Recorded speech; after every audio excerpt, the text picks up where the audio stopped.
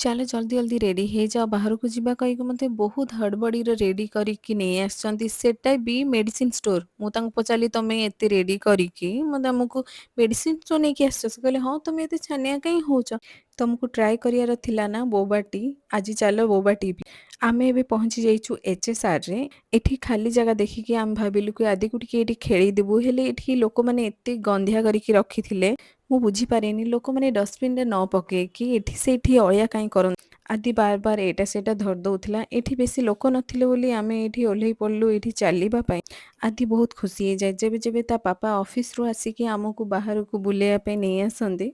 ତାକୁ ଆଉ କିଛି ଦରକାର ନାହିଁ। ଯେବେ ମୁଁ ଆଉ ଅଭିରାମ କଥା ହଉଥାଉ କି ଆମେ ଏକାଠି ଥାଉ ତ ସେତେବେଳେ ସେ ବହୁତ ଖୁସି ଖୁସିରେ ଖେଳେ। ଯେତେବେଳେ ଅଭିରାମ ଅଫିସ ପଳେଇ ଯାଆନ୍ତି ସେ ଅଭିରାମଙ୍କ ଡେସ୍କ ପାଖେ ଯାଇକି ପାପା ପାପା କହିକି କହୁଥାଏ।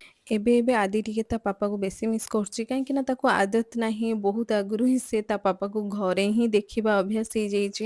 ମୁଁ ଆଉ ଆଦି ଦିନ ସାରା ଘରେ ହିଁ ଥାଉ, ସେଥିପାଇଁ ତା ପାପା ଅଫିସରୁ ଆସିକି ଆମକୁ ଟିକେ ବାହାରକୁ ବୁଲେଇ ନେଇ ଆସନ୍ତି।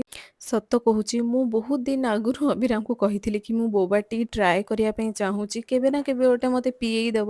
ତ ସେ କହିଲେ ହଉ ଠିକ୍ ଅଛି। ତାଙ୍କୁ ଏତେ ଦିନ କଥା ଆଜି କେମିତି ମନେ ପଡ଼ିଲା।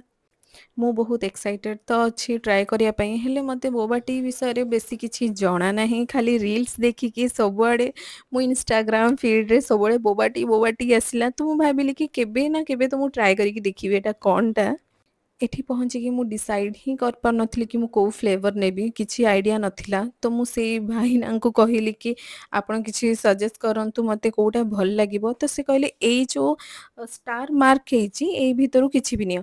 ତ ସେ ମୁଁ ଯେଉଁଟା ନେଲି ସେଇଟା ତ ଏତେ ଫାଲତୁ ମୋତେ ଲାଗିଲା, ମୁଁ ଜମା ବି ଏଇଟା ପିଇ ପାରିଲିନି। ଯଦି ଆପଣଙ୍କୁ ଜଣାଅଛି ବୋବା ଟି ବିଷୟରେ ତାହେଲେ ଆପଣ ପ୍ଲିଜ୍ ମୋତେ କମେଣ୍ଟରେ କହିପାରିବେ। ଆଜି ପାଇଁ ଏତିକି, ବା ବାଏ।